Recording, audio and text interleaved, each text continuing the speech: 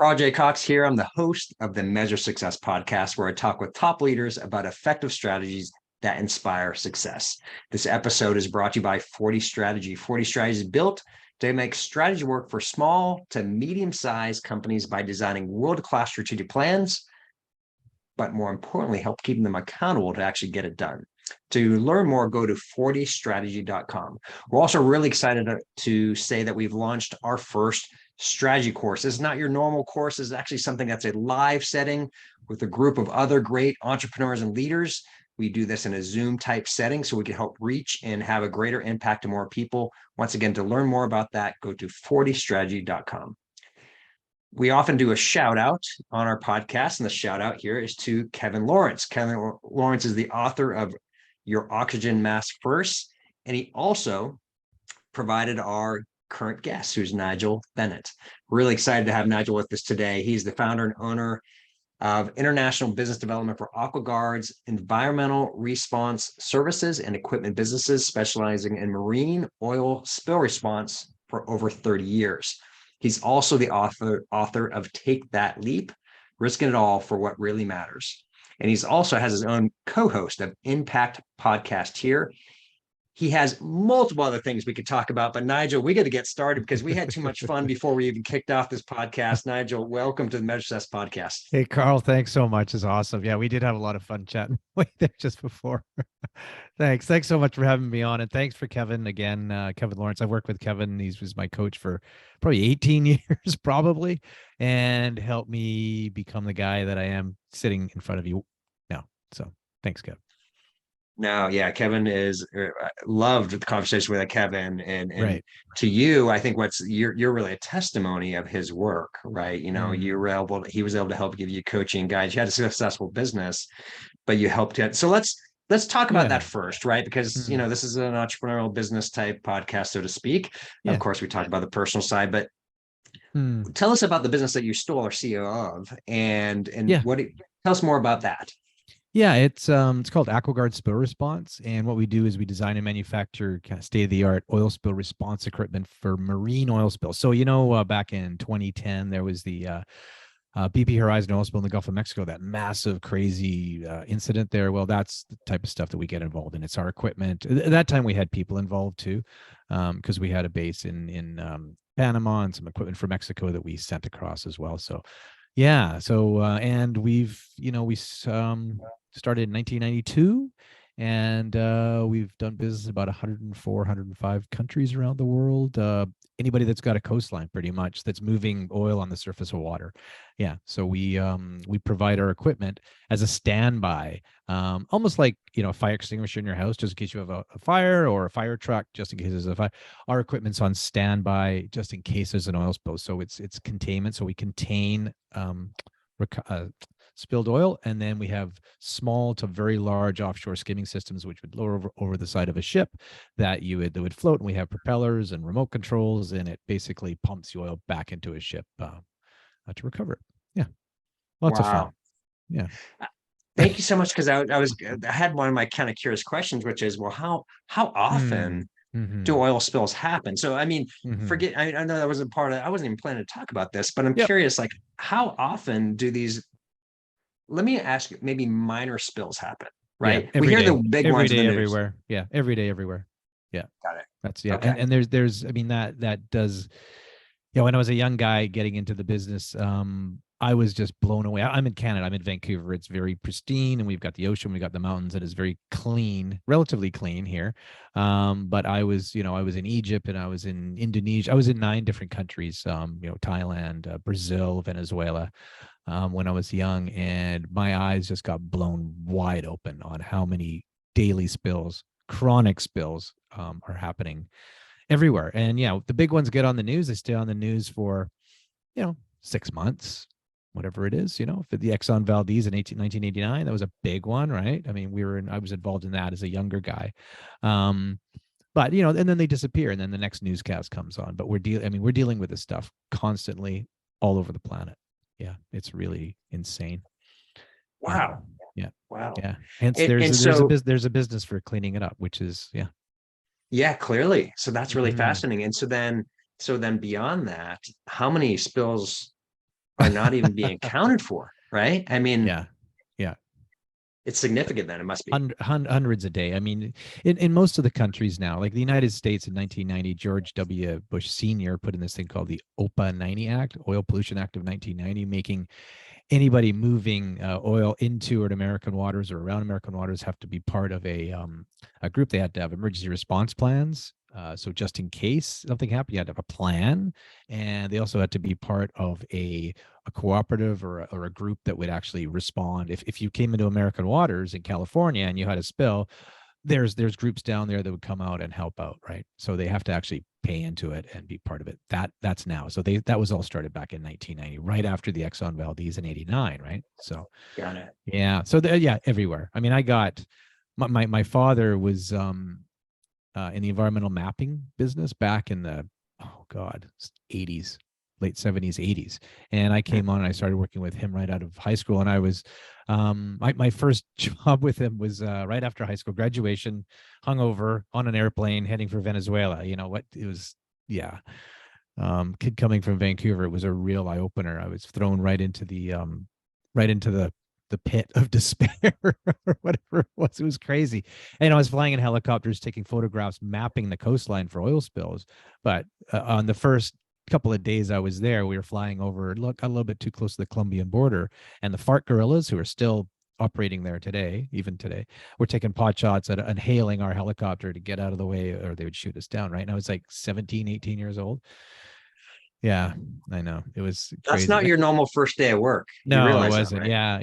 Yeah. Well, now I'm understanding that. Yeah, I learned that with Kevin. He says, Nigel, your perceived reality is a little bit different than some other people, and I'm like, really? I didn't even know that. I thought everybody did that. Which is, I've been working on it for many years, unraveling the onion. And then after that, I ended up in Egypt for about 5 years on and off. Same type of thing. I was with an ex Vietnam helicopter pilot. I remember, never forget his name. His name was Johnny, and he took me on a survey over the Red Sea. So I had the Red Sea, the Gulf of Suez, and over the Sinai, and I flew over, and he just showed me, and there, we had two oil oil executives in the back, and I was in the front with the headset on in the helicopter, and he could talk to me, but they weren't listening. They weren't able to talk. And he said, look, I know you got your camera. Keep your camera between your legs. Don't let the guys in the back see it, because if they see you taking photographs, both of us could be thrown in jail for spying, right? Because we're so close to the Israeli and all the borders there. And I'm like, oh my God. So we dropped them off, and then we took off again. And then he took me over the areas where I just saw pipeline after pipeline after pipeline were ruptured and all flowing into the Red Sea. So I was sitting there just banging off photos. I still have these photos, banging these photos off. This is in the mid 80s, and I'd never seen anything like it. It was like you said, do these things happen? Oh, yes, they do. It's rampant all over the world. Hopefully not as bad as that these days, but that really opened my eyes to the world. Yeah. And another little story is, I'd been working there for 5 years, on and off. We had an office in Alexandria, Egypt, and I'd go back and forth to Cairo.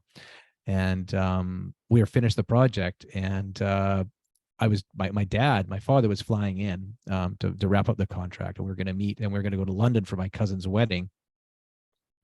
And I couldn't get hold of my dad. I just couldn't get hold of him, and I didn't know where he was. He was in Cairo. I was in Alexandria, and I had a taxi driver that was always with us. He was like our guy, and he drove me from Alex to Cairo along this crazy road where, it was night, and they used to put out, if a truck broke down, they'd take the wheel off the truck, put it behind the truck, set it on fire as a flare thing, so you don't ram into the back of the truck. Something that they did then. And I got to Cairo, and my dad was missing. So long story short is he'd been arrested and thrown in jail for corruption. Not going to go into detail about that, but there was another one of our guys there that helped me escape the country, and I didn't want to leave to get him out, or I didn't want to leave him there on his own, but he said, you have to leave, because if they grab you too, you'll both be used against each other, and it's not a good thing. So I escaped. I got to London. I took a flight. I got to London, and then 6 or 8 months later, my dad was released. But then I got back to Vancouver, and I realized that this wasn't all quite kosher what was going on. And so I grabbed my sister and another guy, and I left my dad's company and formed AquaGuard spill response. So we designed, so I was doing the mapping and the environmental planning for companies with my dad. And then, but things weren't, all above board. And I just couldn't, I said, there's no way I'm living like this. So he wasn't very happy. We left and started AquaGuard. And yeah, here we are today. Yeah, kind of a really bizarre story, but it's in my book. I talk about it. Well, that once again, that's typically most people don't start their business because their father is in jail in Egypt, right? That's not your typical startup. You know what's interesting though, Carl, is that I've been now, because I'm older, I'm 60, turning 61 this week, St. Patty's Day. And I've been asked by Kevin and all these other groups, and now I speak at EO forum groups and YPO forum groups, and mostly people that are around, guys that are around touching on 50. And a lot of them are transitional generational businesses. Like my father was in that business, and then I broke away. And the hardest thing for me, I think, in my life was actually walking into my dad's office and saying, I have to leave. It was like, that was for me to get up the guts to do that, and just to go in and say, because this was a family business, we were going to keep, that was the way, that's the way it is. And I'm like, no, I'm sorry, I can't. And that was really, really tough. And then my sister came, and another gentleman came with me. And that was one of the most difficult things. And then when I see other people where I do these talks, where I have these talks, and I just share my experience with this whole thing.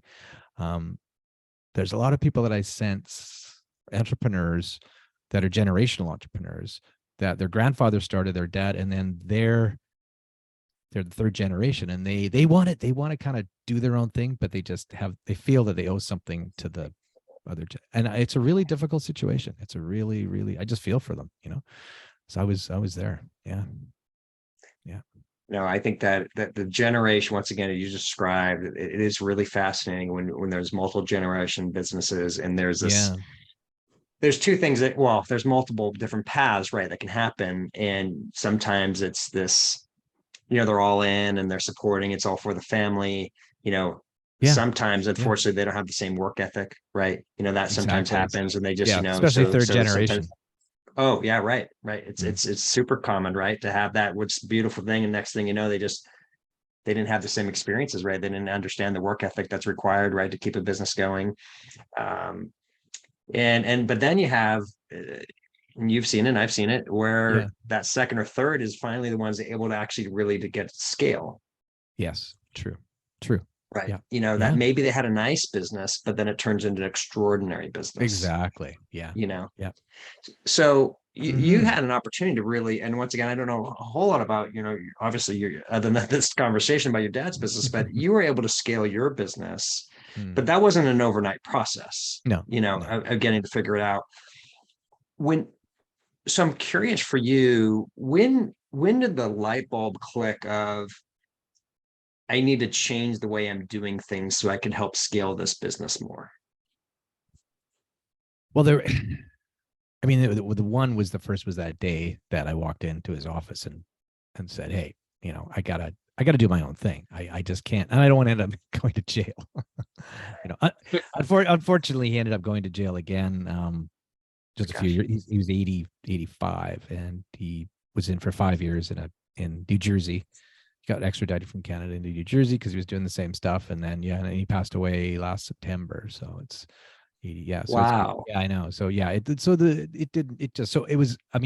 look back and I go, thank God I got away from that, because I would probably, it's your father. You kind of do what he tells you to do a lot of the time. Right. So, and then, the first, you talk about like seasons. We had seasons. So that would be, getting in, that wasn't even the first season. We get in the first season where we were in survival mode, like it was survival mode, and just trying to, create a client base. And that's what I did. I was really, really fortunate because I spent so much time overseas living in all these different countries. I met lots of people. And they were coming to me and saying, I need help. Can you provide this? We got the planning, but we need equipment. So I'm like, okay. And I was mechanically trained, and so was my business partner. And so we said, oh yeah, we can provide you. So we started developing equipment. We listened to what they needed, and we started developing what they needed. And then I kind of launched out on the road again, to all these countries, and kind of leveraged what I had known before, right? So that was kind of in the first season, but we're still in survival mode. We were in the survival mode. And then, you move into the second season, is just like, we've got, a presence in a lot of different countries, done a lot of work in all these different, I mean, from the Venezuelas to the Brazils to, a lot of off the beaten path place where people would never dream of doing business. We were, we were doing stuff there. And so that was kind of our second season. It was just getting the acceptance from our client base that, wow, you've got something that we really need. That was we kind of moved from that to that. And then we were, becoming profitable, because before we weren't really, I don't think we were that much very profitable. I doubt it. And we funded everything. And so it just grew that way. And then, we went into I guess the third season was, getting more, more and more acceptance around the world. And then suddenly we're in 104, 105 countries, doing business. And yeah. And then we were profitable. And then I guess we moved into, the more later days, the past 10 years or so, it's been, really, triple bottom line. So give it, what can we do to help the communities and give back? And yeah, so it was again, it was very organic.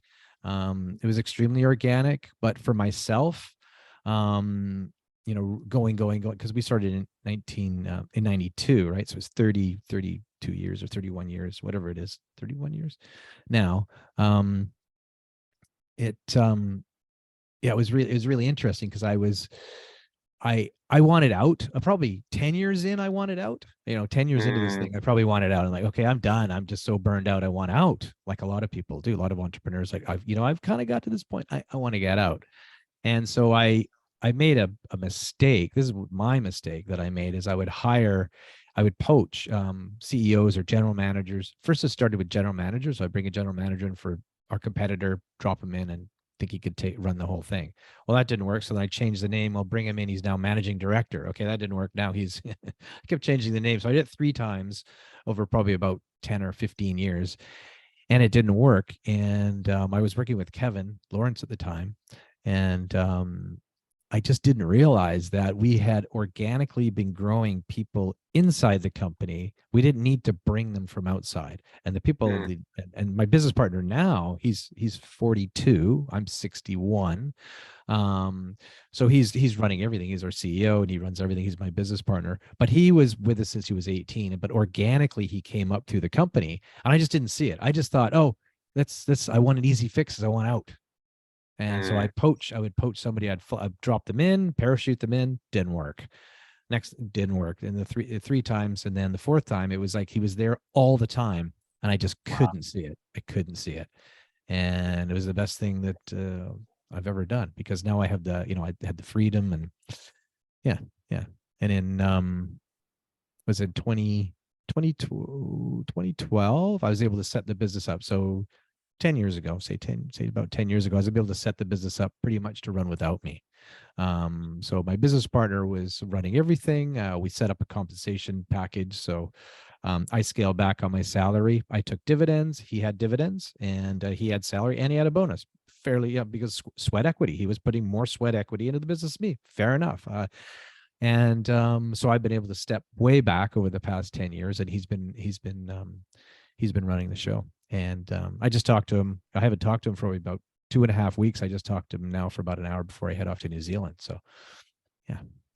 And so that's the part that, if you've been listening, everyone in the audience here, you're getting ready to do a 6-week journey to New Zealand. New Zealand, yeah, to visit my son. Right. Yeah, mountain biking. And but you still have your business, and so that's I do. Something that is not common, right? It's not common that the entrepreneur who built their business for 20 plus years finally has the confidence to let go, take that leap, as your book says, of being able to walk away and have confidence that you built the people, process, and systems in place, so you can actually walk away. And I love what we talked about in our pre-talk prior to this, today, is why sell it now? Yeah.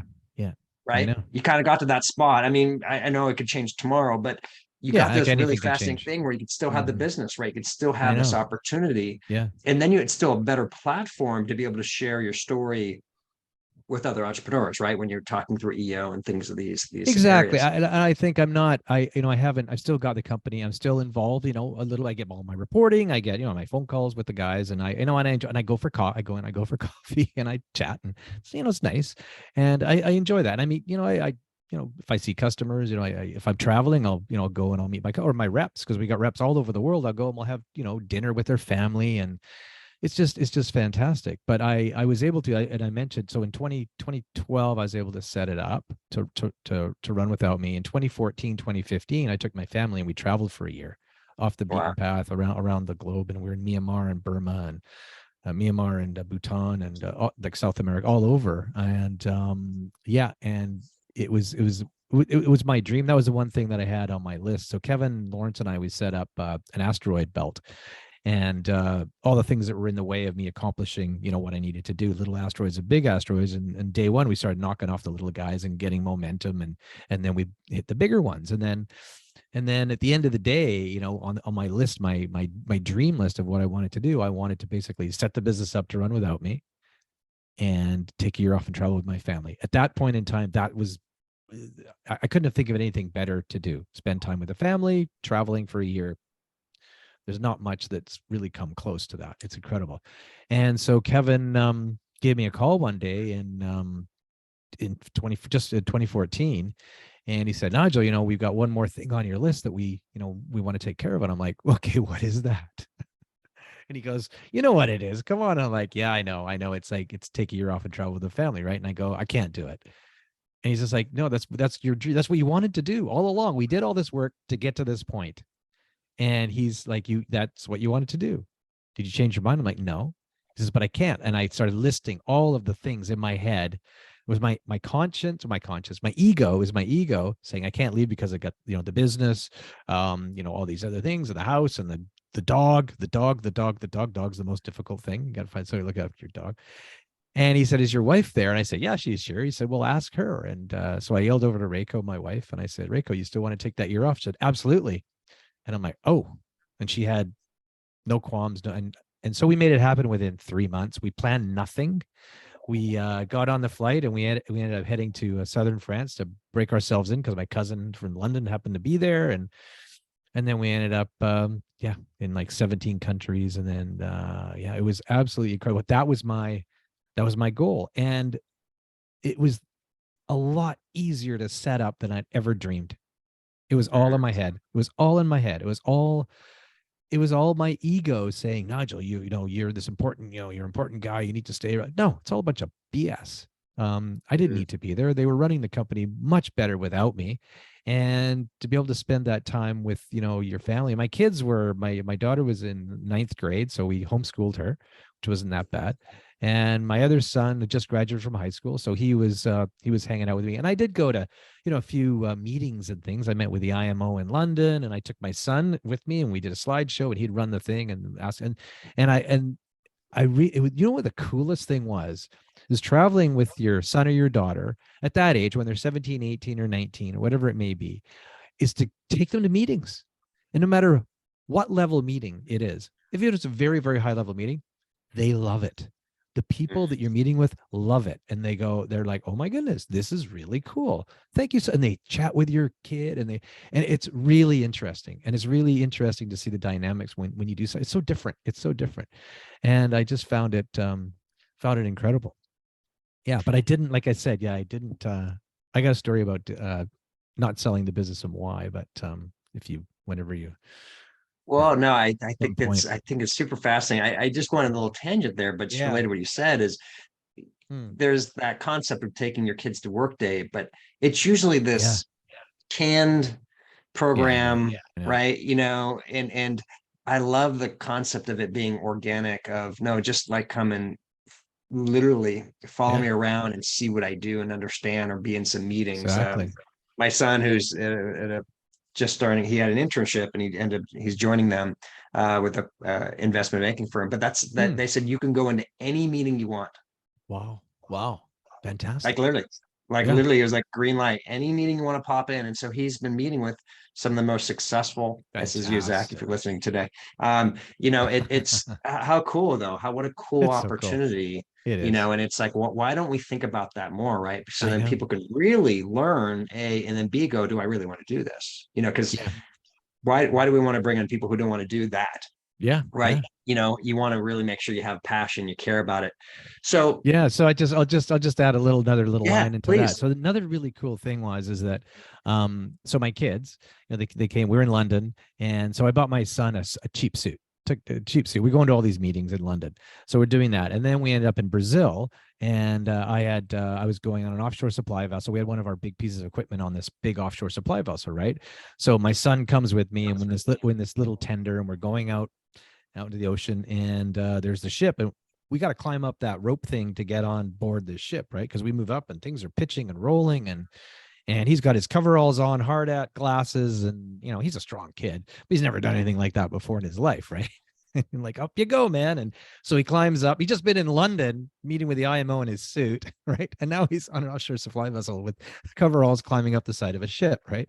And he's up there, and then our guys are there, and so we had a team of guys there too. So I went for lunch with the crew inside and the captain and everything, and but he stayed outside with our guys, and they're teaching him how to run this massive piece of equipment off the side of the ship. So he's learning how to run this thing with a remote control, and it was the most incredible thing. But I liked what you said. It allows your kids to get a flavor of what they may want to do. So I took them to all these different things, and I said, so what do you guys want to do on this trip? Like, we're going away for a year. What do you want to do? And they said, both of them, my daughter and my son, said, well, we'd like to take some acting classes. I'm like, oh, I've never heard that before, ever. So in London, we booked them in to an acting school for 6 or 8 weeks or something like that. And they went, like, a few times a week or whatever, at acting school. And which was really cool. They got to film in Crystal Palace train station and do all this stuff, right? So I'm in Brazil on the ship, and we get back to shore, and there, and my son Dev, he's like, I got to go home. I got to go home. I'm like, why? Like, we says, well, I decided what I want to do. And I'm like, yeah, what do you want to do after all this experience? He says, I want to be an actor. And No kidding. he flies home on his own. He auditions to get into acting school, and he did it, and he's now an actor. He's on all these TV shows and stuff and commercials. It's so funny. But yeah, that's quite funny what you said there. You get a sense of what, and boom, off he goes, and that's what he did. That's what he's doing. So he had no interest in wearing the suit, nor being on the No, he overalls. likes dressing up in costumes, and he has a fire spinning company too. So they do weddings, they do big corporate events, and him and his girlfriend do fire shows. They light things on fire and they spin it, and yeah, pretty cool. And he's my co-host on my podcast. Yeah. That's right. That's right. Yeah, So wow, yeah. that is so. Of course, I think there's going to be a blended answer, because I could ask the business side Mhm. if I'm somewhat interested in it, but you've done something which I think, which few people get towards, right? Which is being able to not only have a successful business, but actually get to live the value of what it's creating, right? Right. You're getting it to actually appreciate if you may, the wealth that you have created, Mm. and to actually be able to rest and enjoy and see things, which of course, you said this was not an overnight event, right? This took a No, long never time, is. 20 Never is. plus Yeah. years to get Yeah. to there. 30 plus. Yeah. Yeah. 30, yeah, Yeah. exactly, to get fully there. So I'm curious for you, Mm. how are you measuring your own success today? How do you Mhm. measure that in this new role that you have? Well, I mean, it's completely changed from when it was full on business, because it was all business, it was profit. And then even in the business, then it changed to, your triple bottom line. Like, okay, you got the profit, but what can you do to give back?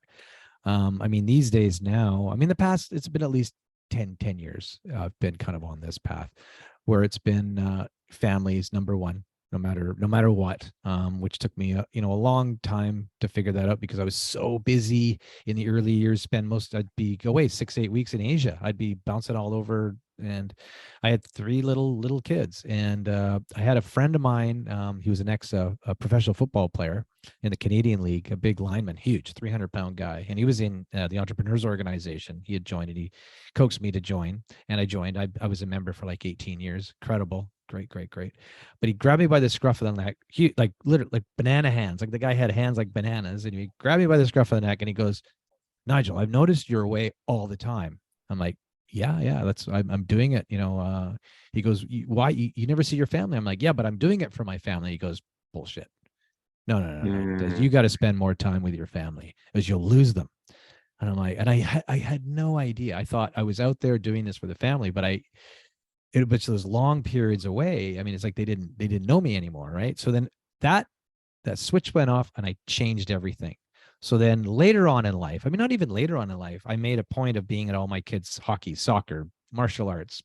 Well, I tried to be at my daughter's skating and her horse riding stuff, but it was like it was the front of my, and I never, unless he had grabbed me and shook me, I wouldn't have done it. And I mean, that's the way we've been doing it for years and years. We travel with the family, and then giving back with the family. Like my buddy in my forum group, my EO forum group, he was doing a lot of work in Mexico, building homes for the homeless. And so he invited us to go, and I went once, went twice.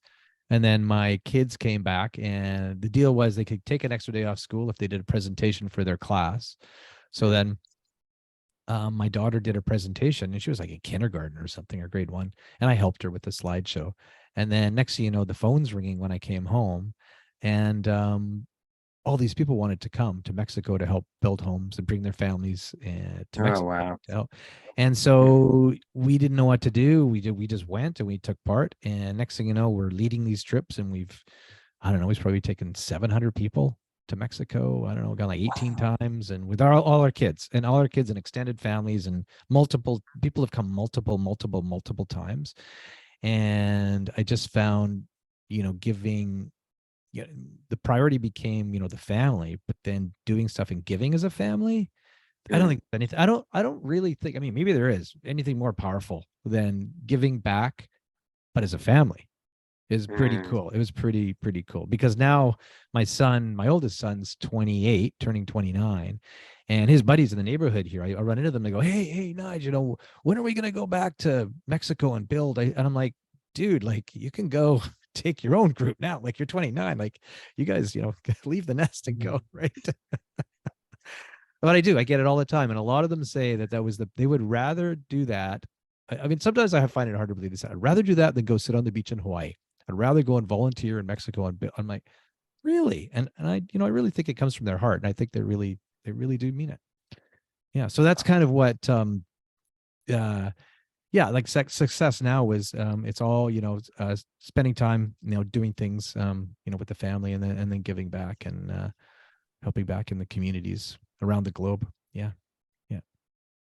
I think that's a beautiful way of how you've described it, right? Is you described actually real life experiences of how not only first you had this, I love it, you had the banana hands, you needed a 300-pound lineman, right? Right. First shake you, literally shake you. I know. Right. And then secondly, you started acting, and then you took it really to the community level, right? And family level, extended family level, right? Right. And I think it's truly amazing. You shared, people don't know this, but you shared with me this trip you just did with, looked like about 10, 12 people or something like that, going up into Whistler. Beautiful day. The backcountry ski trip. Yeah. And but once again, you've experienced, you're having it doing with community. And I think I think it truly is. I think you're a great testimony to the why. And I think it's so fascinating too, of so many people I know that they'll say they're doing it for family. And I'm not excluding myself from the statement when I say this. We're doing it for our family, but then if we're not with our family, are we really doing it for our family? What's the point? Yeah, I know.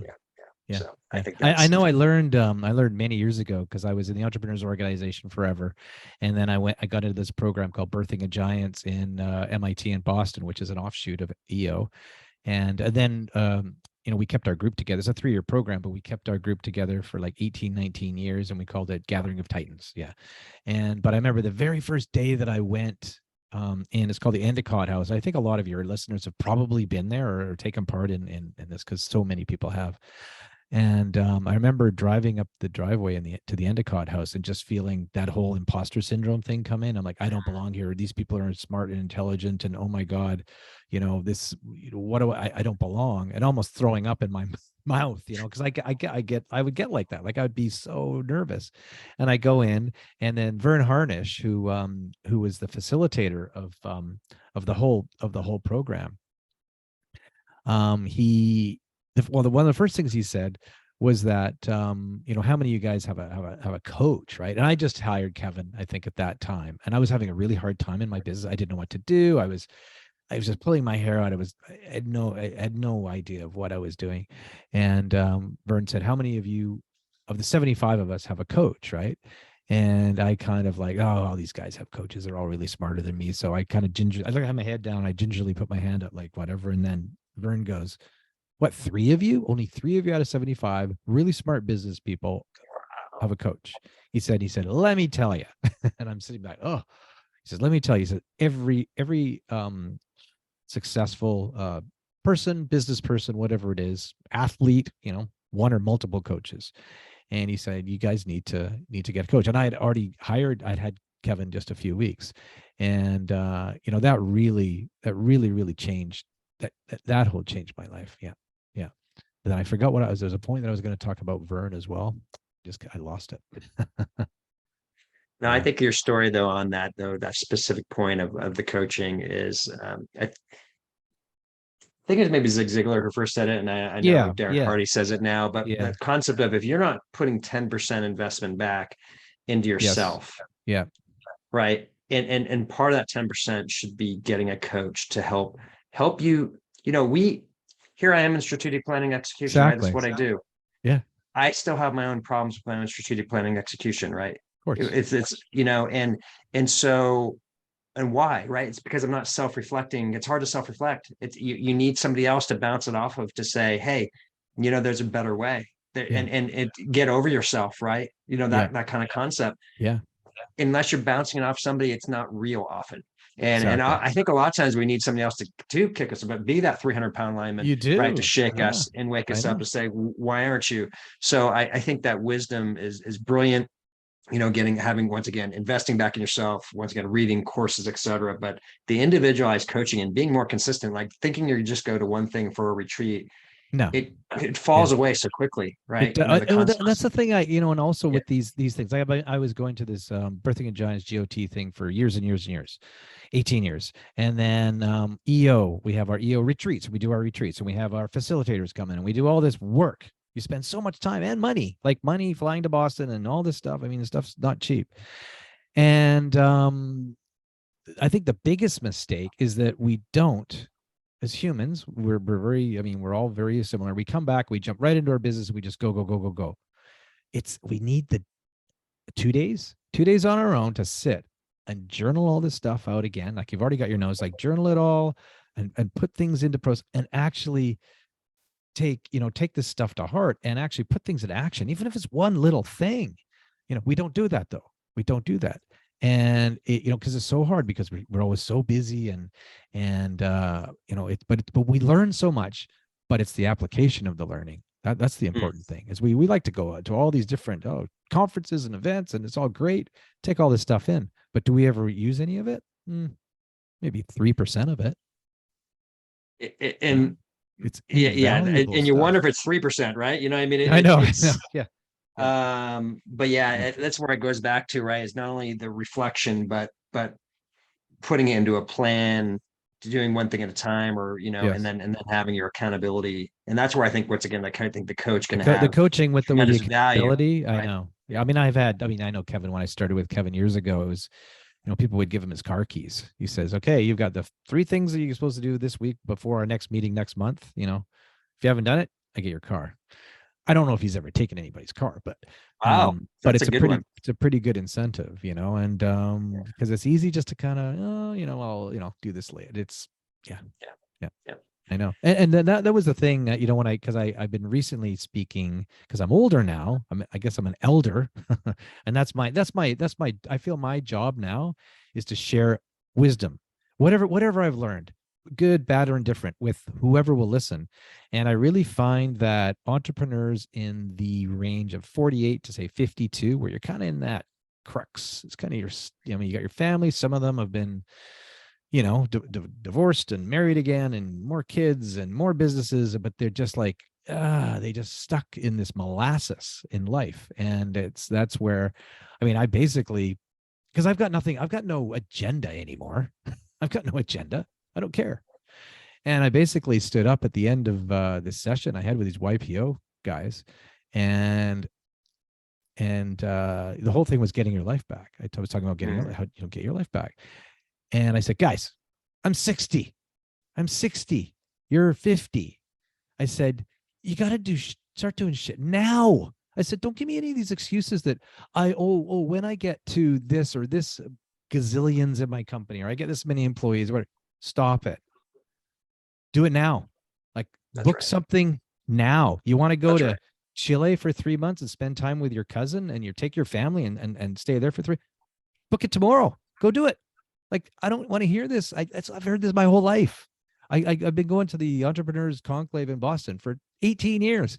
I get back there, it's the same stuff. I've got the same guys. No. Do it now. Like, I can't handle this anymore. Like, do the stuff.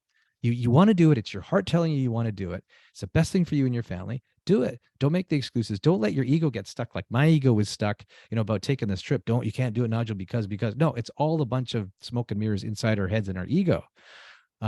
Just do it. And then the really cool thing was, after I did this YPO session, I had emails from 3 of the guys. I think there were 9 of them in the forum group. 3 of them sent me messages the next day, said, oh my God, I booked that trip to Chile for 3 months with my family yesterday. And I'm like, okay, wow, that's pretty cool. That's powerful. It was powerful. That's life-changing stuff. Yeah. That is. But as again, we make all these excuses. It's just like I said, I've got no agenda anymore. If I can share with, I just like, this is how I screwed around and didn't do things for so many years, until I got, held to my feet to the fire by my coach and some other people around me, even my forum group, and then put these things in motion and did it and did it. And I just thought there was absolutely no way I'd be able to do this stuff. It was easier than I've ever imagined. And then I've been so fortunate, having a great, life, and I don't know what else to say. Just last night, or yesterday afternoon, I was with a dear friend, and they're at that end stage of life, like it's like end, and but one of the one things I said is, I wish I traveled more. I know. Everybody, and we just assume there's this wait for, I'm going to wait 30 years for my retirement check, so to speak, or to get my pension, so to speak, or to get this or that. But there's no guarantee that you get there, that you have what you have. And secondly, you don't know if you're going to have your health anyways at that point. I know. So take advantage. I'm with you, Nigel. Take advantage of this stuff today. Yeah. And I'm hoping. How about this? This will be our challenge, right? If somebody's listening right now and you're motivated, send us, you got my email, Carl J Cox at 40strategy.com. I'll pass it on to Nigel. And that will make us joyful, right? That somebody took a trip that is meaningful and get out there. So we got to finalize a couple things here, Nigel, because unfortunately I gotta actually do other things and be on podcasts, unfortunately. This has been amazing. I'm so grateful. So I think I mentioned this beforehand. What's a book? I'm reading. I'll tell you a book I'd recommend. I'll tell you right now, as I just finished it last week. Really good. Arthur C. Brooks' Strength to Strength, which basically talks from going from your strengths in your earlier years to your second part of your life, 45 and above, whatever it is, going from strength to strength. Really, really hit the nail on the head for me. I really recommend that. Yeah. And he did a podcast with, I think, Joe Rogan, Peter Attia, there's a whole bunch of guys that he does a podcast with, but it's Arthur C. Brooks. Yeah, really good. Wow, that's fantastic. Thank you for the recommendation, because I hadn't heard of that book yet. So thank you so much. How can people, Nigel, connect and learn more about you? NigelJBennett.com. So you can get on my website. If you want a copy of my book, actually all my 100% of the proceeds from my book go to charity. So the one in Vancouver is Covenant House, which works with at-risk youth, and all my speaking. If anybody's kind, I don't take fee. They can donate straight to Covenant House as well to help out at-risk youth. So yeah, so it's NigelJBennett.com. So everything is on the website. Nigel, it has been an absolute privilege to have you on the Measure Success podcast. Thanks for sharing your Thanks, wisdom Carl. with our audience. No, thanks, Carl. Really, really appreciate it. Actually, there's one little other thing that I've done. I've really that's changed my life again. Past 3 years during COVID, got into a morning routine. And that's basically getting up, do some breath work, do some stretching before I do anything else. And then I got into the Wim Hof breathing and the cold plunges and the pool. I do all that too, but you don't have to do that. Super powerful, centers you for the day. If there's one little thing take away, get into a morning routine, take an hour on your own, get up at 5, get up at whatever it is, do your breathing, and then head off in your day. It's totally No, you changed my nailed it, life. because that's the habits that we like to ask people what Yeah, you're doing. And yeah. so you crush that. A great ending. And I love it how, once again, there's simplicity but consistency, right? I think Consistency, yeah. I'm addicted to yeah, it now. I have to do it. I feel strange if I don't. So, which is a good thing, I guess. that's awesome. Oh, well, hang on. And to everyone else who's listening, we hope you've enjoyed this podcast. We're so grateful to have great speakers and great guests and incredible experiences, wisdom that Nigel had. So thank you so much once again, Nigel. And to everyone else who's listening, as we always like to say, we wish you the very best at measuring your success. Have a great day. Thank you so much, Carl.